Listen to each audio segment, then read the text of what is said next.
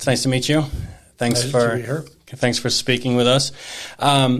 You are running for County Commissioner in District 5, or re-running for County Commissioner in District 5. Can you just tell us a little bit about some of the challenges that we're facing right now and as in the county as a whole?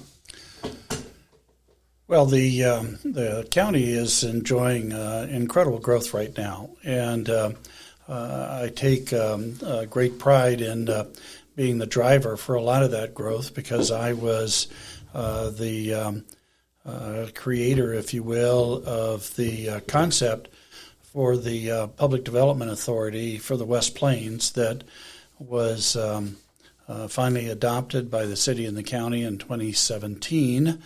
We started business in 2018, and in the last 4 years have brought over 6,000 jobs to the West Plains and to the county and stuff. So I, in my private practice, I'm an architect and real estate developer, investor, and that's been my profession for 45 years, is not only architecture but also development, creating opportunities for people to start a business, to expand a business, to identify a product and be able to develop it and take it to market. And the role I play in making that happen is, either as a landlord or as an investor or as a partner to assist them. So in the West Plains, which is my district, basically everything on the west side of the city of Spokane and out to Cheney, Medical Lake, and Airway Heights and Fairchild Air Force Base. That's my district. It has been for the last almost 12 years that I've served on the Board of County Commissioners. And so bringing economic opportunity to that area has been one of my top priorities. And for instance, I was the lead on bringing Caterpillar to the West Plains. I was the lead on Amazon and all of their facilities, as well as a variety of other companies. But those are probably the main ones that people would recognize out in the West Plains and stuff. And so that I'm a strong believer that a paycheck is better than a welfare check. Mm-hmm. And if you provide opportunity for people to work and become self-sustaining, that there is a degree of pride associated with that, and I'm glad to play a role in that. I'm also a firm believer that a rising tide raises all boats, and I'll give you a great example. The Amazon Fulfillment Center, when that opened, there was about a little over 3,000 employees in that facility, but 1,100 of those employees actually lived in Hilliard and commuted out to the West Plains for the job. And so we know that because we were able to track their bus passes.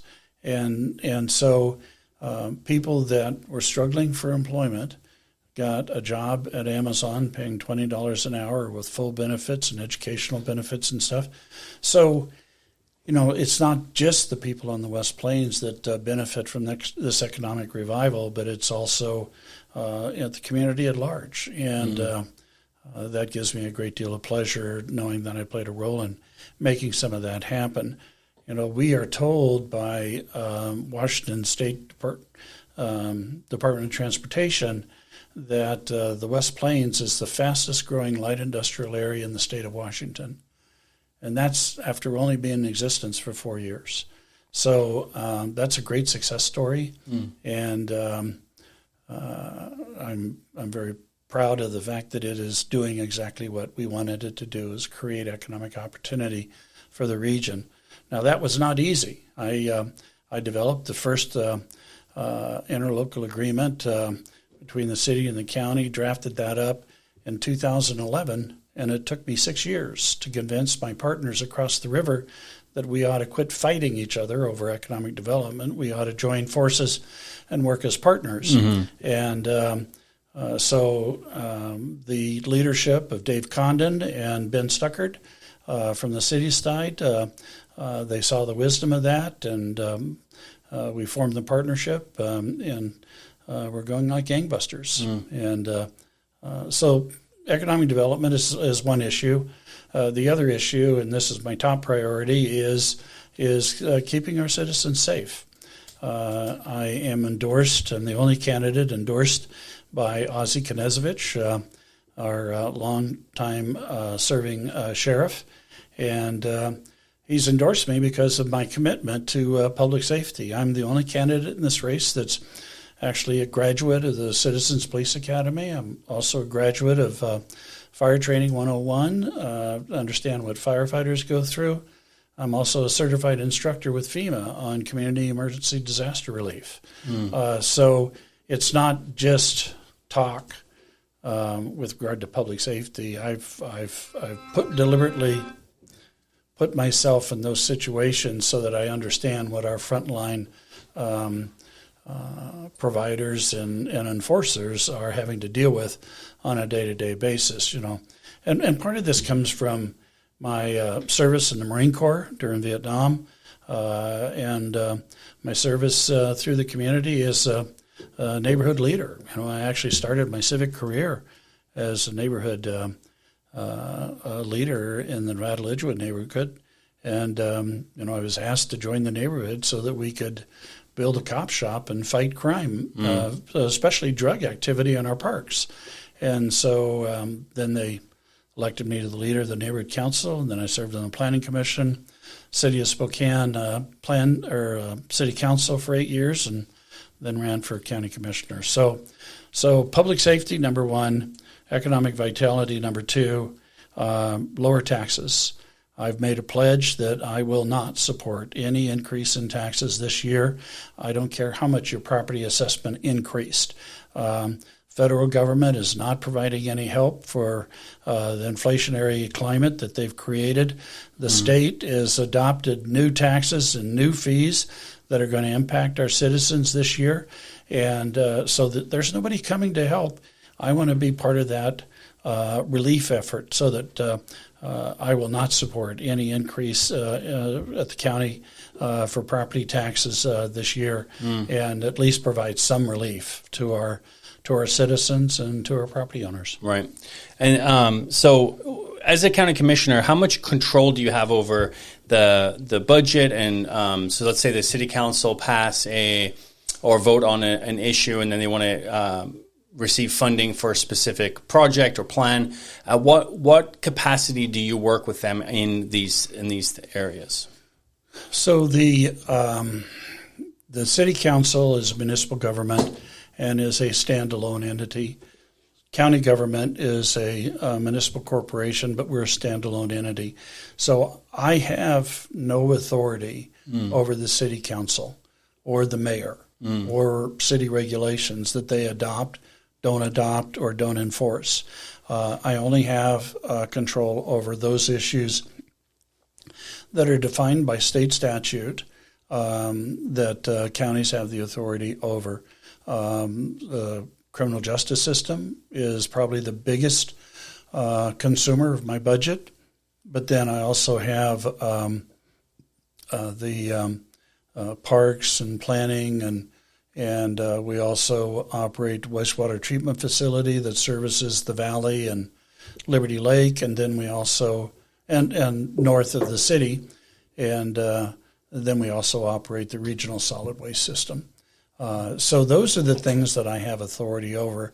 If the city council passes an ordinance and I don't agree with it, I can certainly express my frustration with the city council, but I don't have the ability to override them. So, so that's the relationship. Got it, and that's true even if previously we had the 3 districts and they all kind of intermingled and wrapped into the city. So even if the city council were to have passed a bill or granted funds for a certain project, even though your district may run into that area, you really don't have any power over that. No, I don't. They are a separate government, separate governmental entity, and they have the the authority for everything that happens within their jurisdiction. So does that get then passed to you? So within the jurisdiction, they say, well, we've passed the budget for X, and then is it up to you how to utilize the funds, or how does that work? No, the city has their own budget and their own structure for spending those funds. The county has its own separate budget, and Board of County Commissioners has control over setting that budget and determining how the funds are spent within the county structure, but we don't have any authority over how the city spends their money. Interesting. So it's two separate governments, just like the state legislature.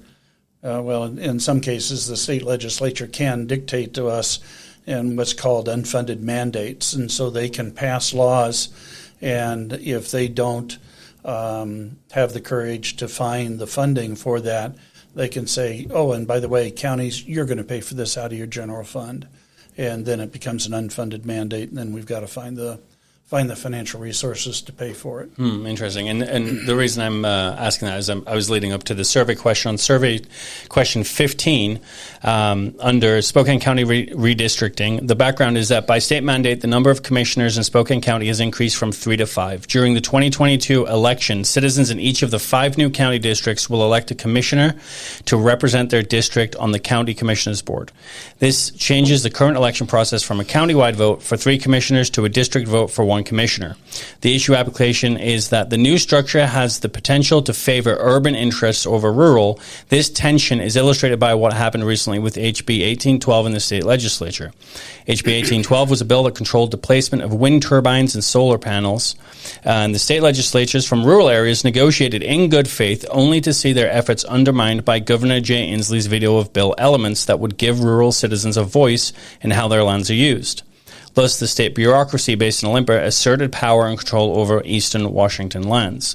The response is that the new voting configuration by individual districts presents a major challenge in that all 5 county commissioners now have a dual obligation and allegiance to their district, your electorate, and to the county as a whole, which is your elected position.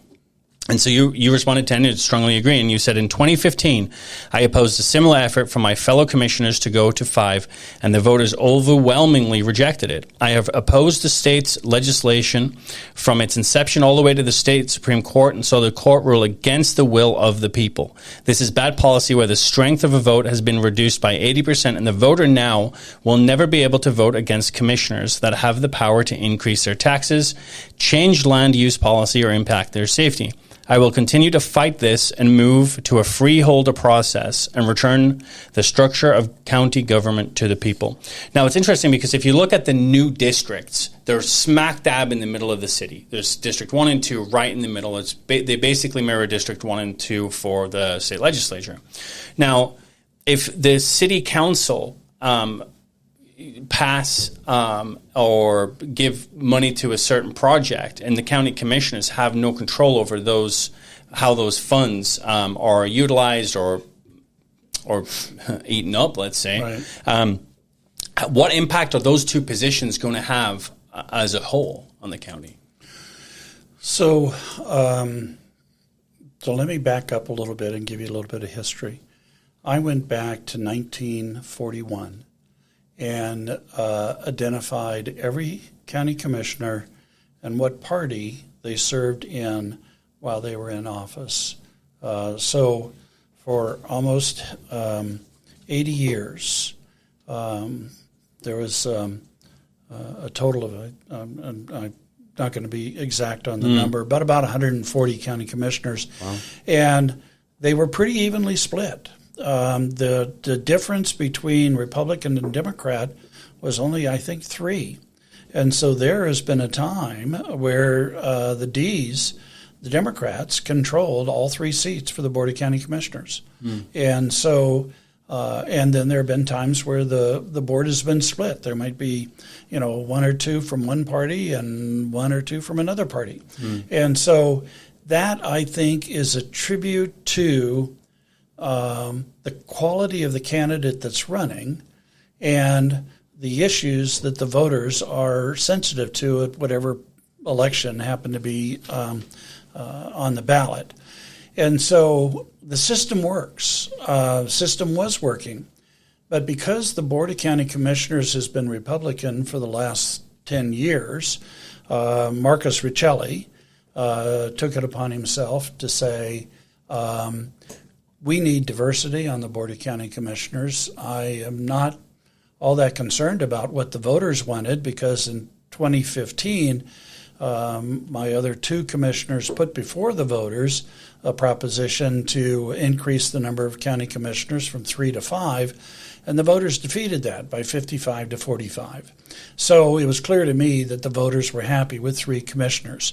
But Marcus Riccelli needed a path forward to get a Democrat on the Board of County Commissioners. My issue is, if you want a Democrat on the Board of County Commissioners, get better candidates. But don't change the rules. Don't change the law.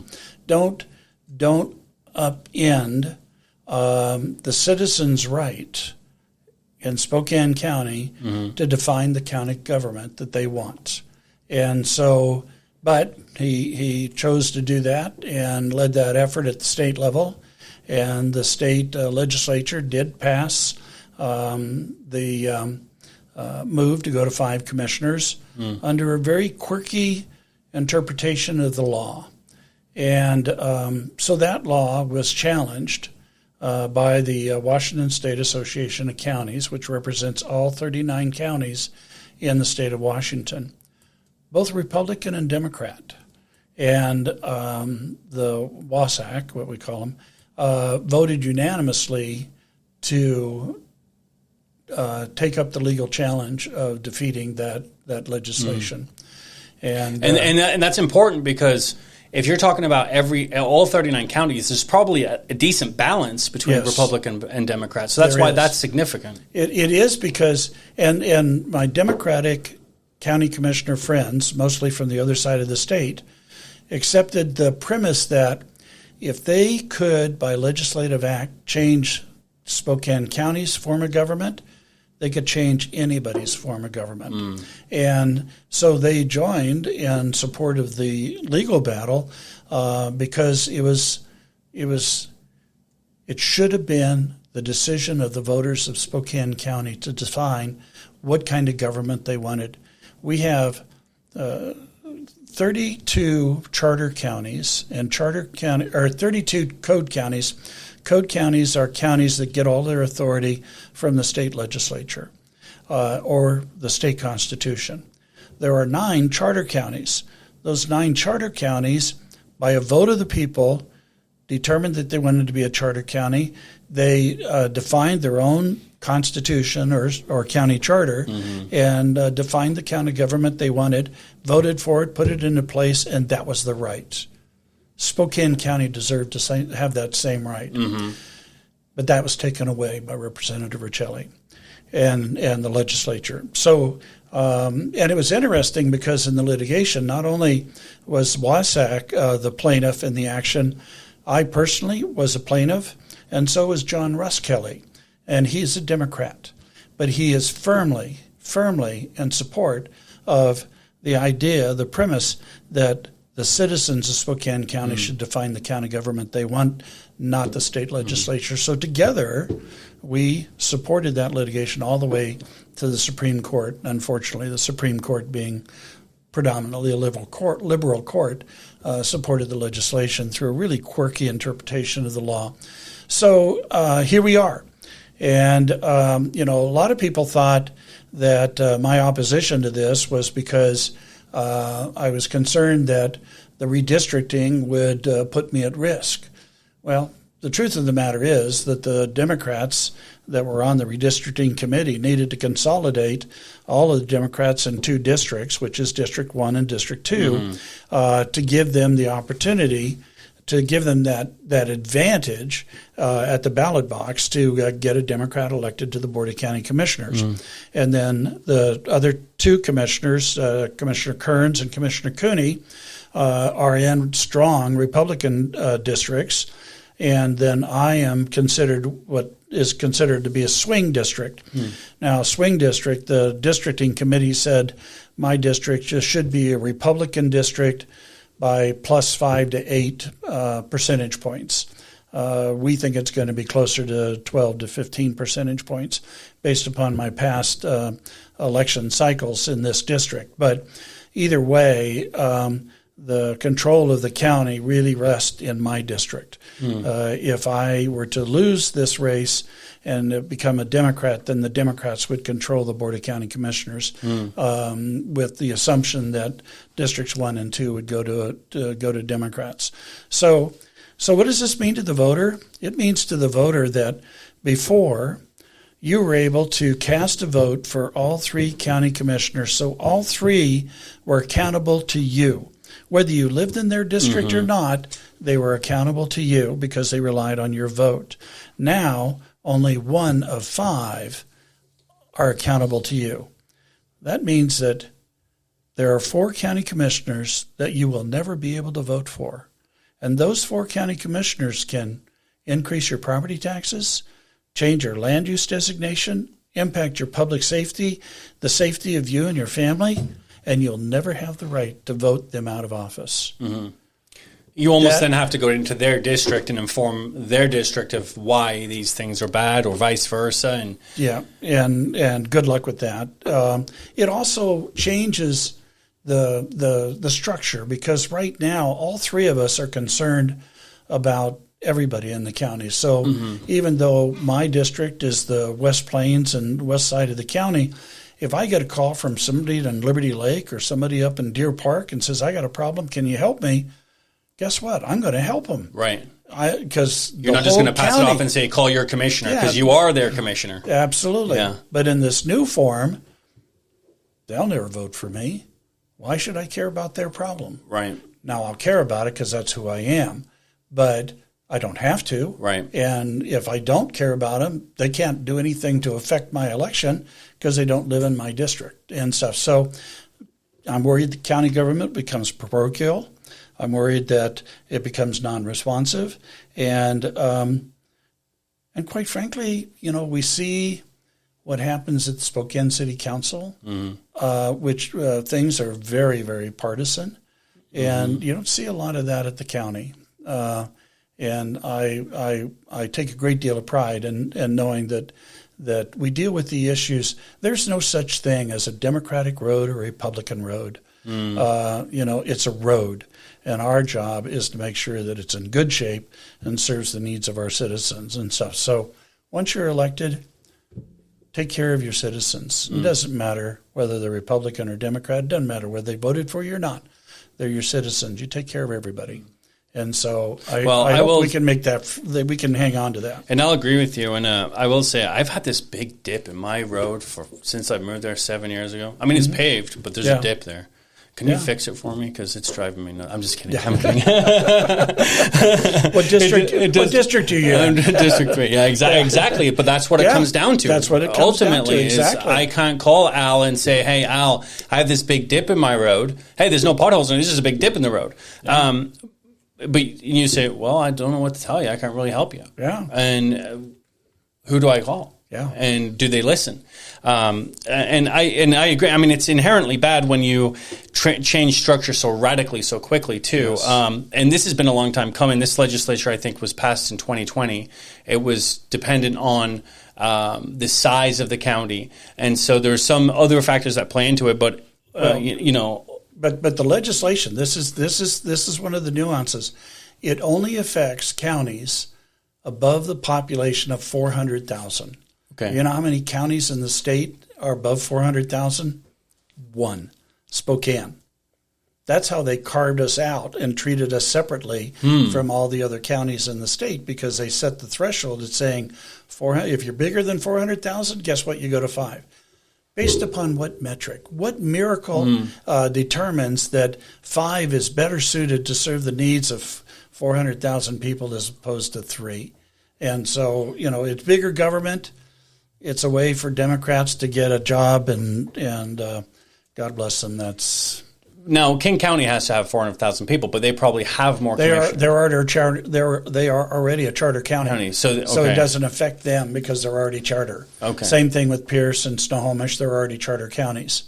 So, is there a path to back out of being an uncharted into a charter? Yes, and so there is by state statute a path forward that says that if the citizens of Spokane County want to create what's called a freeholder process, they would elect individuals within the community, and those individuals would come together and form what's called a charter, a county charter. And that county charter will define the kind of government that we want. And then that goes back out to the voters, and the voters say, yep, you got it right, or no, we don't like this, change it. And so, but, you know, the most recent county that went to a charter county was Clark County down in southwest Washington, or Vancouver, Washington. And there, the charter county initiative was brought forward by a citizen petition, and they formed the freeholders and drafted a county charter and voted it in, and so they're a charter counny now. So there's a path forward. So there is a path forward. Is it difficult? It is difficult. It involves, you have to elect anywhere from, 15 to 25 freeholders, and then they have to come together and come to an agreement on charter language that then goes out to the voters. Then you've got to educate the voters as to what's in the language, and then you vote. So in the interim, who pays for all that? If you're going through this process, does. The county does. Okay, yeah. Interesting. Yeah. But it is possible, and it's been done recently. Yes. With Clark County. So It is possible. And yes. So if we want to take back control of the county, the only way to do that is to charter the county. Absolutely. So let's talk about debt. It is kind of in your purview, right? Yep. So the issue of debt, our statement is that we have a moral obligation to repay our debts and not to presume upon the future. A balanced budget and freedom from debt protects us from becoming subject to our lenders. The issue application is that the core responsibility of local elected officials is governance over the areas of public safety, utilities, and roads. It is the duty of local elected officials to refrain from expanding local government beyond its designated sphere of responsibility. The response is that local elected officials should publicly advocate for the development of and the adherence to a balanced budget. They should also work toward downsizing government back to its proper role, and you responded at 10. And then on 14B, issue application is the $1.3 trillion American Rescue Plan Act of 2021 identifies certain groups as disadvantaged, a form of cultural Marxism which sorts people into victim oppressor categories. The language of diversity, inclusiveness, and equity is ubiquitous through ARPA, and by law, ARPA funds will be directed toward many of the same types of failed social programs that have received trillions of dollars in past decades. This is bloated government spending at its worst. The response is local elected officials should either have the courage to refuse these funds and or use the bully pulpit to enlighten the community about historical failures of government-funded social welfare programs and schemes to redistribute wealth while having little to no impact on the problems. In some cases, these problems have a negative effect, and you said that you chose not to respond, and you said the ARPA funds are once-in-a-lifetime opportunity to make generational investments into the community without incurring debt. Right. Investments in drinkable water supplies, stormwater and sewer expansion, and investments that will bring economic opportunity to the county is what I have been focused on and are my priorities. And I don't think anything that you listed there can be refute. I mean, you can't refute that those things are important. Right. And so I have two things here. So the first question I have is, the city council have now passed an ordinance or a law that basically says that we're going to add fluoride to our water. 3 times this went to a vote of the people. 3 times the people said they didn't want it. The city council are moving forward regardless of what the people wanted, and they're now looking into how to add fluoride to the water. And so I know that you have no bearing on that, and you can't really tell the city what to do. But that has to be, like, going back to what you were saying about it should be the people's choice, right? We didn't get the choice in the county commissioner, but how, aside from voting them out, which I think is a good idea, what can we do to we've already said no. Now what do we do? Where do we go from there and say we don't want to add fluoride to our water, and it costs us hundreds of thousands of dollars to do so? So the when I was on the city council, I was a strong proponent that if, in fact, the city is going to move to fluoridate the water, it's going to be only after a vote of the people.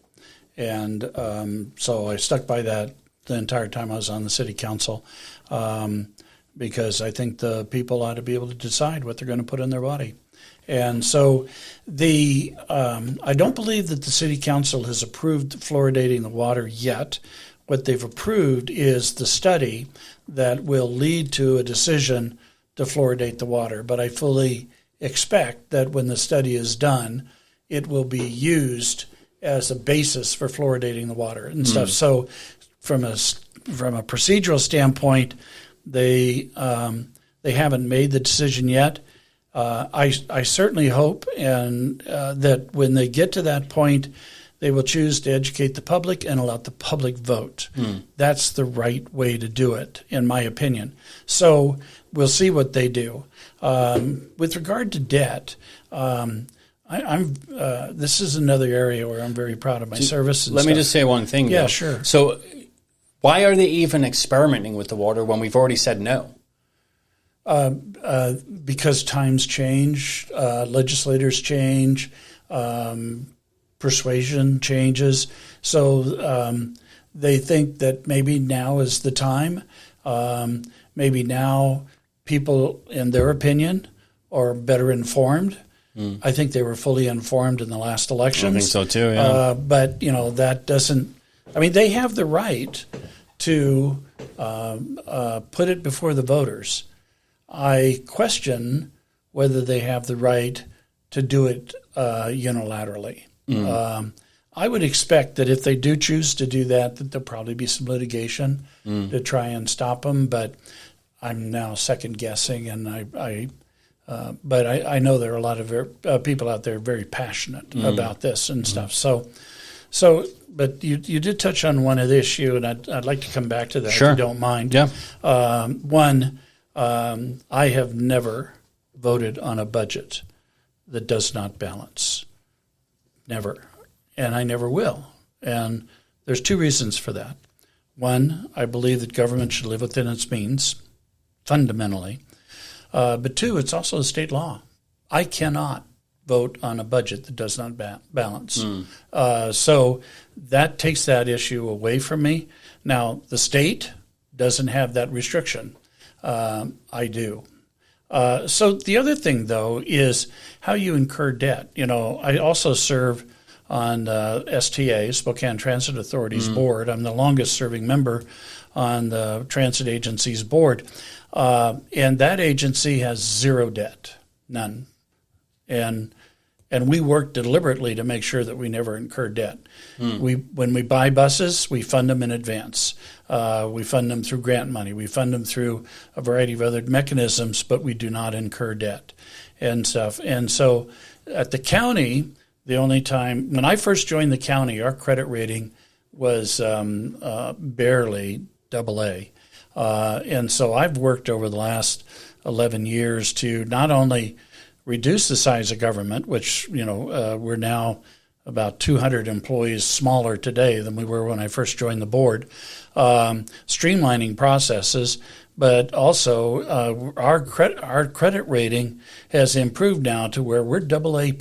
We're as high a credit rating as you can get for a county our size, and take a great deal of pride in all of the decisions we made to get us to a point to where our credit rating is outstanding. And why is that important to the voters? It's important because when we have to go out and finance something, we get the best interest rates out there. And that means that fewer of their taxpayer dollars are going to service debt, and more of their dollars are going to provide services that they rely on, whether it's police or fire or any of those other services that come through the county and stuff. So a good credit rating saves us money. And so, just like your credit, if you go to a bank and you get a credit card or a car loan. Yeah. Absolutely. So let me ask, what would be a good example of something that the county would have to go and finance? What would be a good example of that? A great example of that would be a project that we're currently involved in, and that is the construction of a small arms range, indoor small arms range that is a joint facility between the county sheriff's office and Fairchild Air Force Base. And we formed a partnership. It's one of only 5 in the nation where we share in the cost of that facility, but it provides training for both entities. And so that's currently under construction out in the West Plains.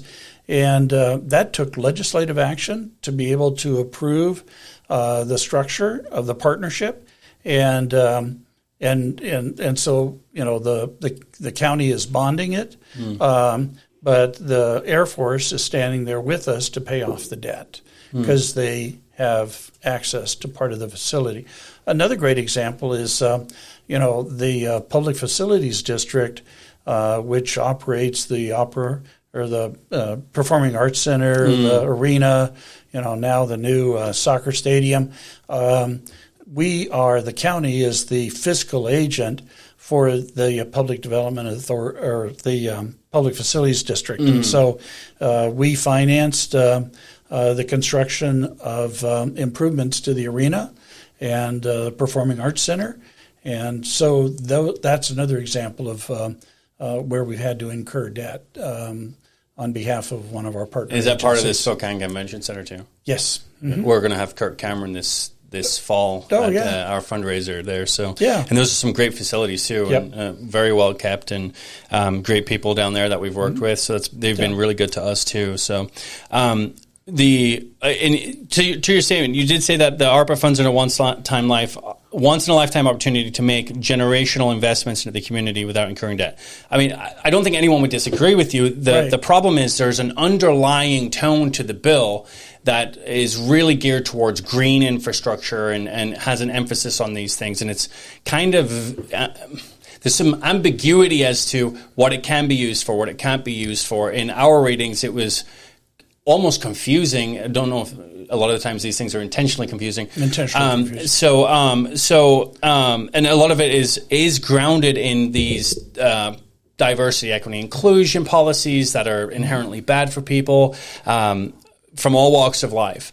And so how do we be good stewards in Spokane County of these funds that we it's almost like you can't refuse them, because if you refuse them, you never get them.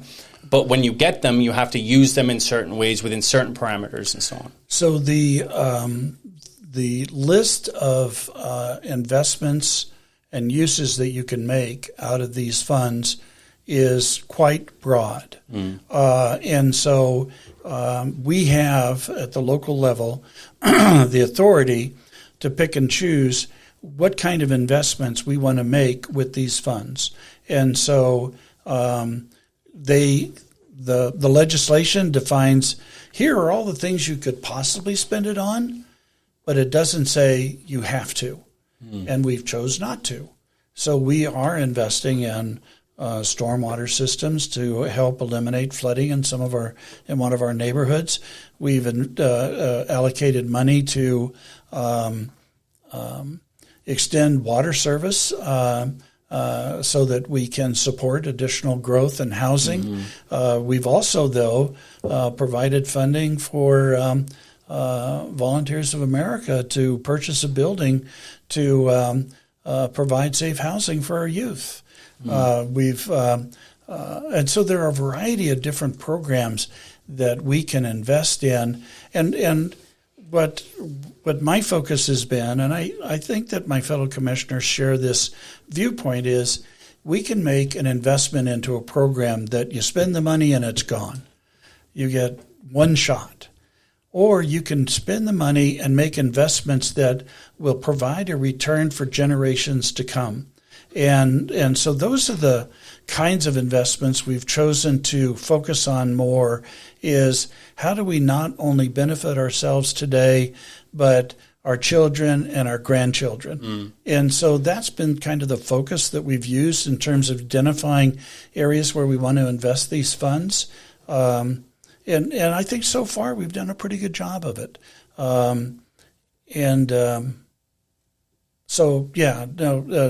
Just because they say you can invest it in some of this stuff doesn't mean we have to, right? And we clearly aren't. Right, and I think that it's, I think everyone would agree. We have a pretty I think our roads are pretty decent. They're getting better. Definitely better than they were from I don't drive a whole lot, so maybe I'm not as well versed in this. Sure. My wife drives a ton, but and I've and I haven't heard her complain a whole lot about the roads. But one of the things that I think is important is that those are the things that we should be investing. Growth planning. We know we're growing as a county. Yeah. So that's something, okay, this is a good use for the future. We might not use it for 15 years, but when we develop that land, if we need to develop that land, it's there so we can do it. And like you said, it didn't, it costs us at the federal level out of our pocket, but not at the local level.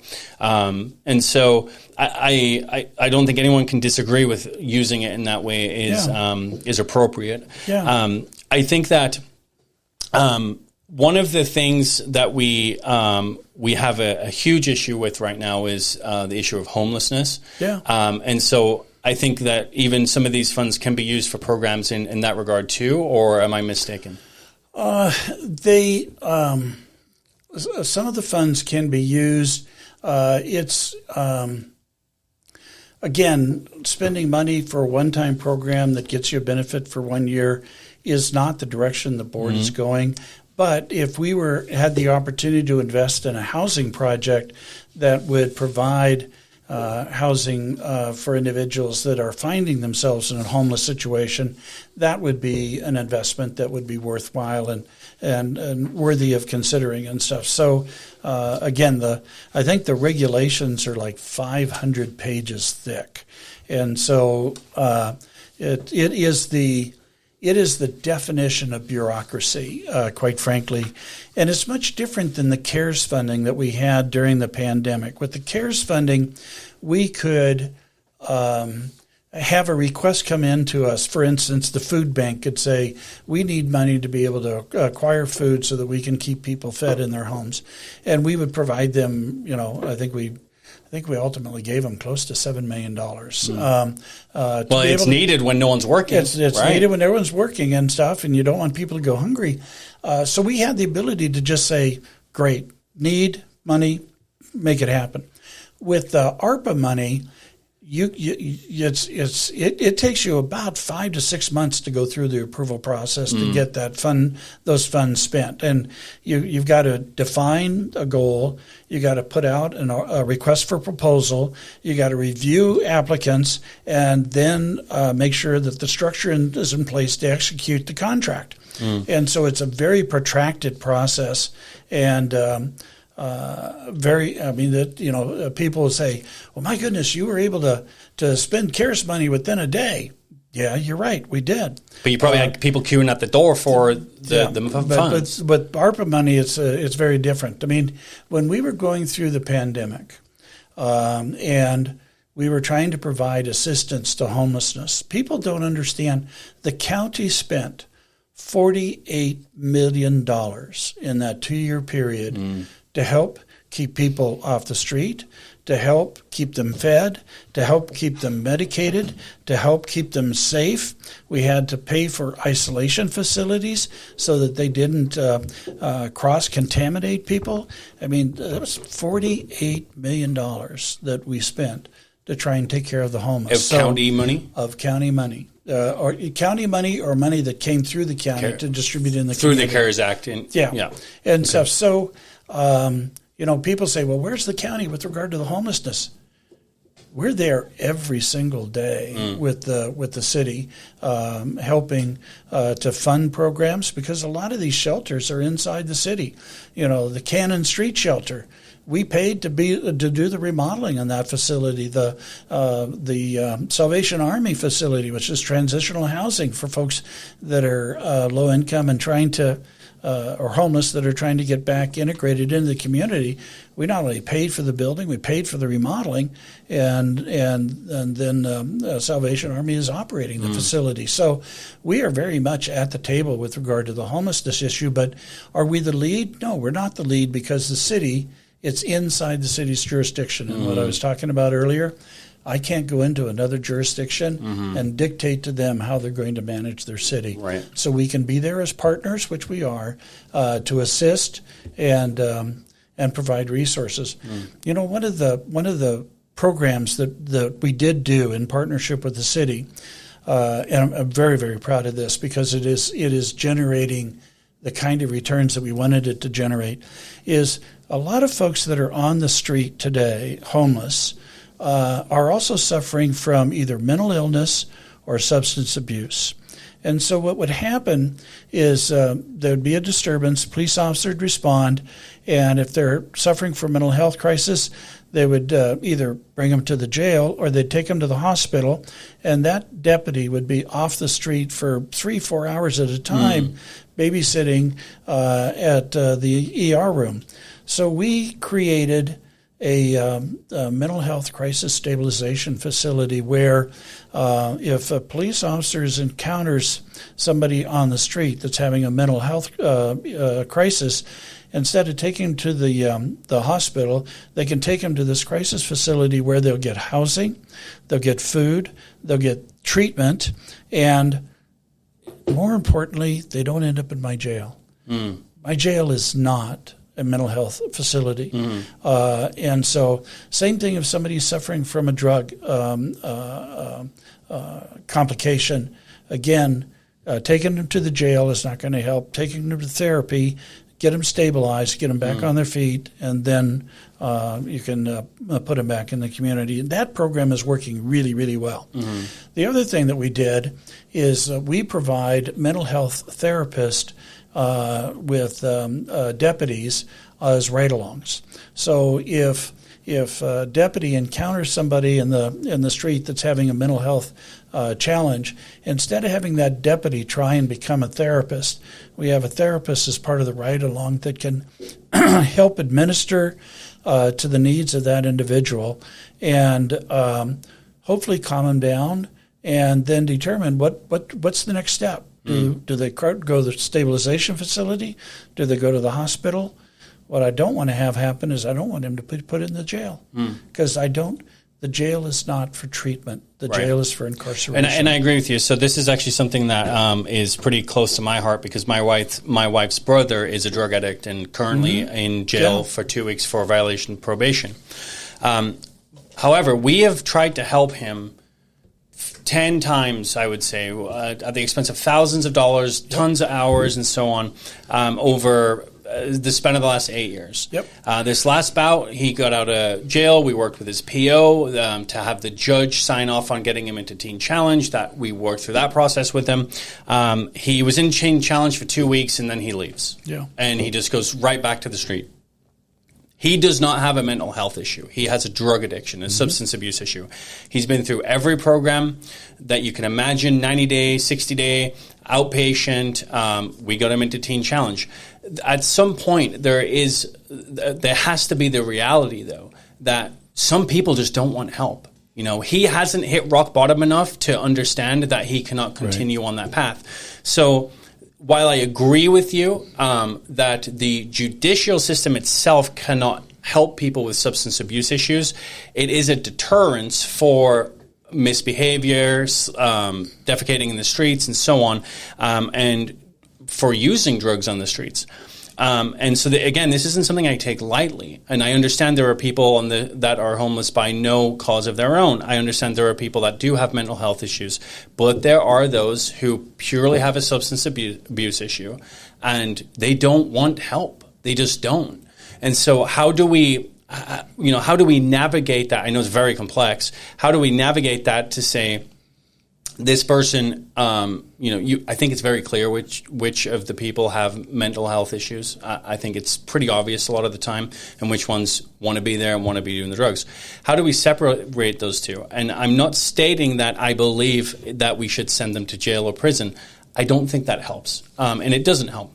But when they've been in treatment in prison for years and upon years upon years, and you just have this track record where it's like they clearly don't want the help. How do we do something that helps the taxpayer?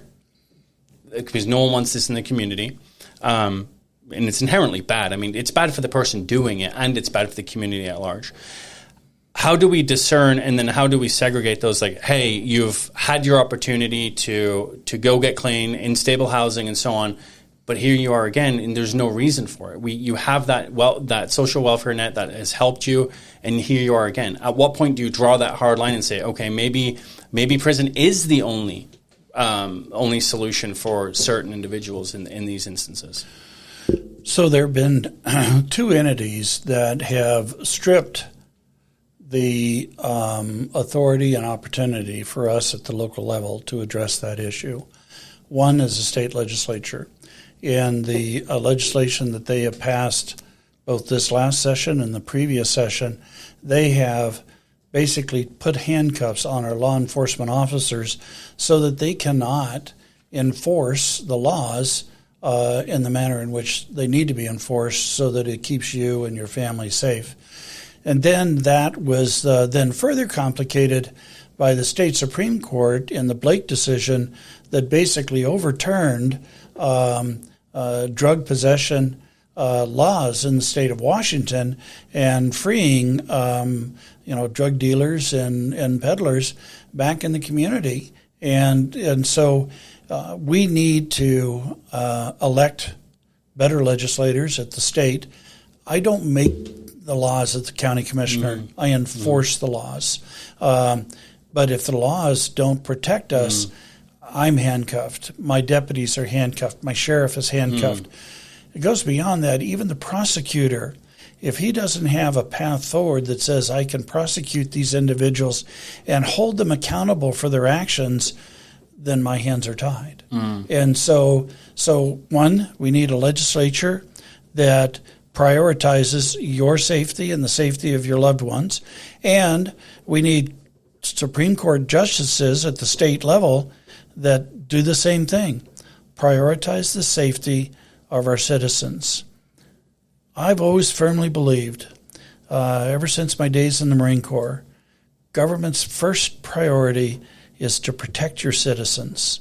And if that should be tantamount. That should be goal one for everybody. And if we're not doing that, then we don't deserve to be in office and stuff. So there's the challenge. And I did talk to Larry Haskell earlier this week, and I asked him. I said, "Are your prosecutors timid to prosecute people with substance abuse issues?" And he said, well, "Frankly, we're discouraged from doing it." So kind of, yeah. We don't. Yeah. Why would we do it when the state legislature is saying, "Yeah, you need to have two encounters and then you can prosecute," but even then we don't want you to. Right. But at some point we have to draw a line in the sand and say, you've been given opportunity. You've been given your flyers, and they know where all the programs are. They know, UGM, Teen Challenge, The Ranch. I mean, Salvation Army, all have good programs. All have programs designed to help people. And I think that, there are people that genuinely want help and don't know how to ask for it. And substance abuse is a byproduct of a mental health issue, but there are those that choose to be on the street as well. Right. And I think that's something that we need to just realize as a society is like, we want to be compassionate, but compassion isn't allowing the homeless to defecate on business owners' porches downtown that they have to clean up, every day. Yeah, compassion has to be coupled with accountability. Mm-hmm. You've got to be able to hold people accountable for their actions. Otherwise, there's no incentive for them to change their actions. Right. Yeah, and I totally agree. So one last question. So on number 10 of the survey, American Sovereignty, we said that our national sovereignty is vital to preserve our nation and allow it to advance its mission. Federal and state borders help define where resources and responsibilities are applied. Judeo-Christian values found in the United States Constitution and Declaration of Independence provide guidance for our laws and liberties. The abundant blessing that God has bestowed on the U.S. underscores its responsibility to be a good steward to its citizens and to the world. The issue application is that diversity, inclusivity, and equity activists claim that the USA was founded on slavery and a white male patriarchy. These activists often promote revisionist history while demanding race-based restitution schemes masquerading as DEI initiatives. The response is that DEI initiatives should be eliminated from all taxpayer-funded governmental agencies. New government initiatives should focus on unifying themes of American culture, i.e. freedom, individual rights, constitutional principles, the Emancipation Proclamation, etc. You responded to one, and you said that this country has a historical racial discrimination, and to deny that is ignoring the redlining that occurred in the 50s and 60s. That discrimination at our universities did not occur, and that employment discrimination doesn't even exist today. We need to live the dream and promise of equality for all, no matter the color of the skin. And I don't think anyone would disagree. I think we are all in agreement there. Yeah. I think that what we're speaking to here on this question specifically is that that the exact opposite. We've done almost in a 180, where we're telling people that, hey, you have two equal candidates, for example, for a position in work, government, whatever, and we're saying, well, in order to fulfill a quota, we need to hire the black candidate over the white candidate, or the Asian candidate over the black candidate, because we might only have two Asians, but the Asian candidate may not be as well, might not have the right credentials. So what we're getting at is that these policies that are being instituted and encroaching in government. In fact, the City of Spokane City Council, I know you don't approve these things, but the City of Spokane City Council just passed a DEI initiative for the Spokane level, for the City of Spokane, so that they can go and look at all policies, laws, and procedures to make sure that they're not racist. And so I called and I said, can you point me to one racist policy that has led to the enactment of this office? And if there is one, then I'll stand with you and we can change it. But just show me where this has come from. And it hasn't. It's not serving a purpose, right? And so we're spending $450,000 a year in perpetuity as of right now, or we will be, to have an office that is an overseer of law and policy and so on, to make sure that it isn't filled with racial bias. And my argument is, how do you stop the people who are policing it from enacting their bias on the policy, right? So you get this just tantamount, and then it's like, who polices them and who polices them? And so the point that I'm getting at is that we should be very careful about allowing these types of policies to encroach on government and how we spend our money, and essentially coming up with quotas and allowing people to basically say, well, America is a racist nation, and our county's racist, and so on. What's your position on that? Have you seen that at the county level? Have you seen any of these types of policies that have encroached there? So I haven't seen it at the county level, other than I do believe that we have disparity within our jail, but that is really driven more by decisions of the judges. County commissioners don't have any say over, again, and this is so critical, we don't arrest, we don't prosecute, we don't defend, we don't adjudicate. We're the landlord of the jail. That's our role in the criminal justice system. So if somebody is incarcerated that shouldn't be incarcerated, that's up to the judge, because they have that decision. But I will tell you, and part of the reason for my response there is because there is, I believe, structural discrimination in the state and how they have administered the Growth Management Act. And I'm a very strong believer in the free market system. And the free market system will make adjustments as needed to meet the needs of its citizens. And yet the Growth Management Act, as administered by the state of Washington, is discriminatory in its nature. And I'll tell you specifically how. Because they restricted the amount of housing that can occur in a community, it's a law of supply and demand. You cut back on the supply, demand will increase, and what happens? Price increases. What have we seen over the last year and a half? Price has increased to the point to where we have priced people out of this community. But even beyond that, in 2009, when we were going through the last real estate caused recession, the legislature, state legislature, in their infinite wisdom, passed legislation that basically eliminated the opportunity to do condominium development in the state of Washington. We have the most regressive laws in the state of Washington with regard to condominium development. Now, why is that important? It's because we all know that one of the most reliable ways to build wealth is home ownership. And so the law in the Growth Management Act says we should be responsible to provide housing opportunities for everybody in our community. Whether they take advantage of it or not, that's their decision. But we, as a legislative body, should be able to provide pathways to home ownership. But then when they eliminated condo development regulations, that took a whole big section of housing out of our toolbox. And why is that important?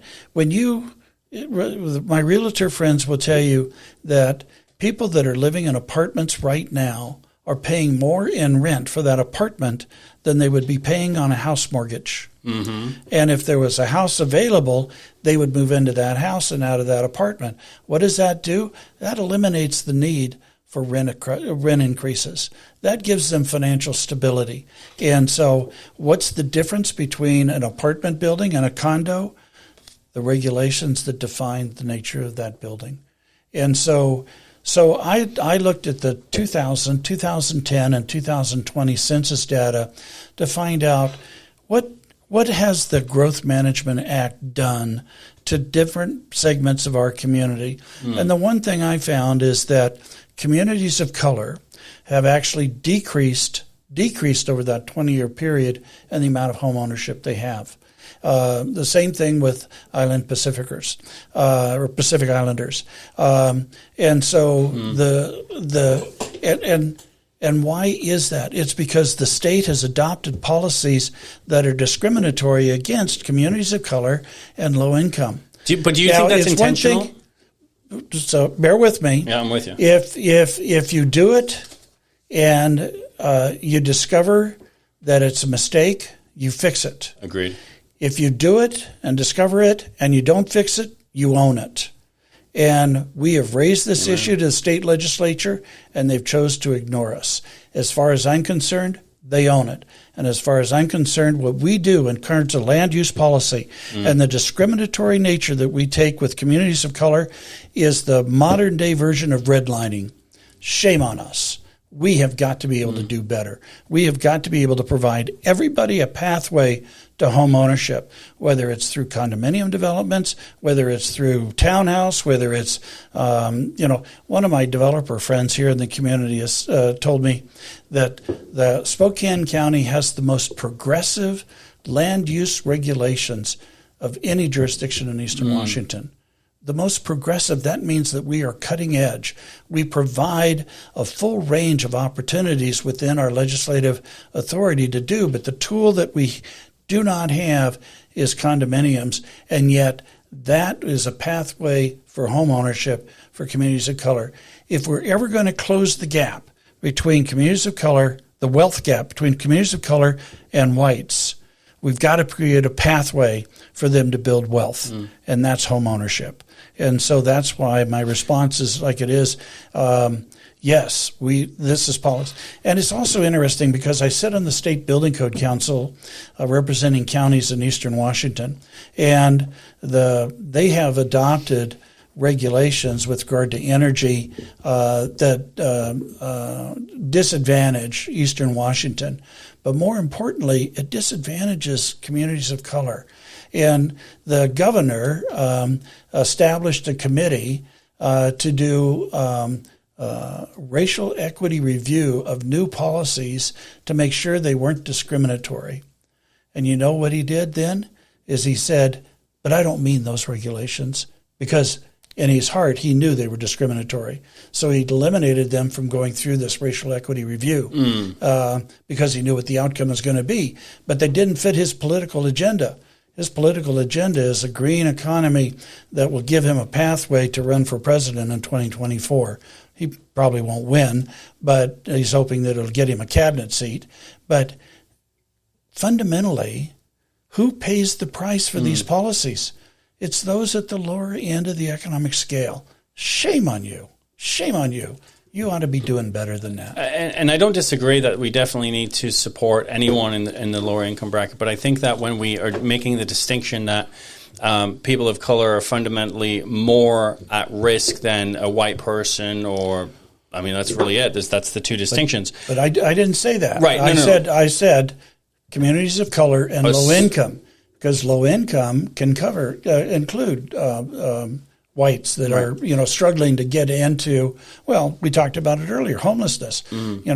You get them a job, you get them stabilized, you get them a pathway to get into home ownership, and now they have the ability to be self-sustaining.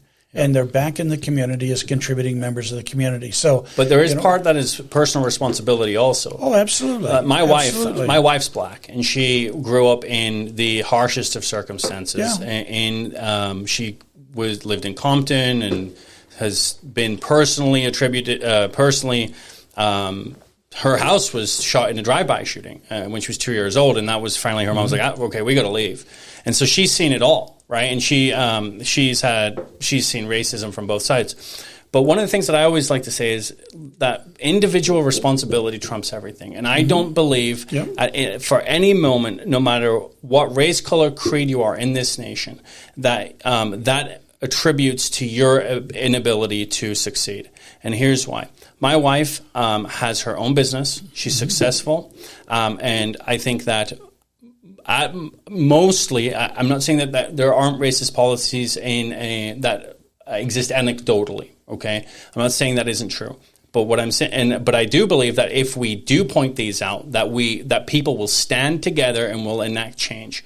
We don't need to be spending $500,000 a year on programs to go and seek out policies that could be racist, right? And because when I asked the question to the city council, can you point to the policy that has led to the creation? They couldn't give me an answer. You know why they can't give me an answer, Al? Because there does not exist in Spokane County. We don't have that here. Yep. And so it's inherently dangerous when we're telling people that we do, because you're creating division. My wife received benefits in Spokane County as a black woman. She was black. She didn't feel discriminated against. She didn't feel like she was put to the back of the line or anything like that. And that's what we're being told. That's where I'm getting it, is that we're being told that, and it's dangerous. And you don't see that. You don't see that policy at the county. Right, you don't. Stuff. We don't go down that same path as the city does and stuff. So I think Martin Luther King fought his whole life not for special treatment. He fought for equality. Mm-hmm. Just give me equality. Treat me the same way you treat anybody else. I think that's what the Constitution calls for. Mm-hmm.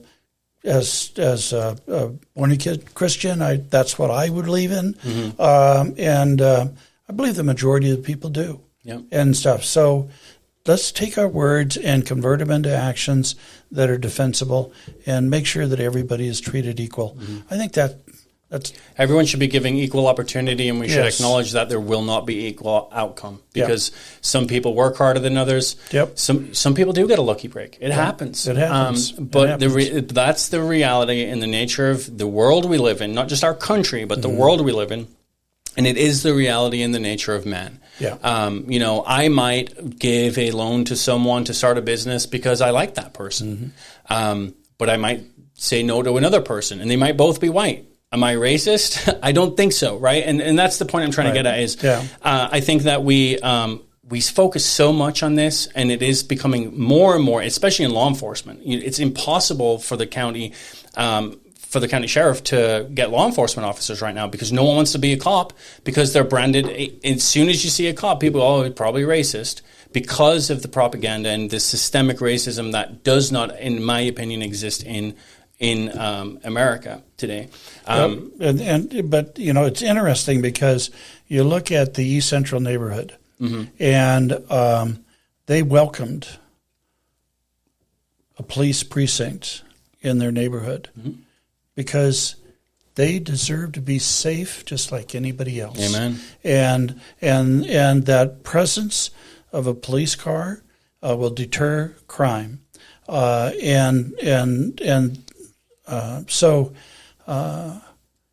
I don't believe, and as I talk to my friends in the African American community, they say we're not against the police. We want to partner with them because we know that they are dedicated to keeping us safe and stuff. And so equality, I mean, it's what we all should be striving for, and it's what we all should be willing to give others is that opportunity. Yeah. So anyway.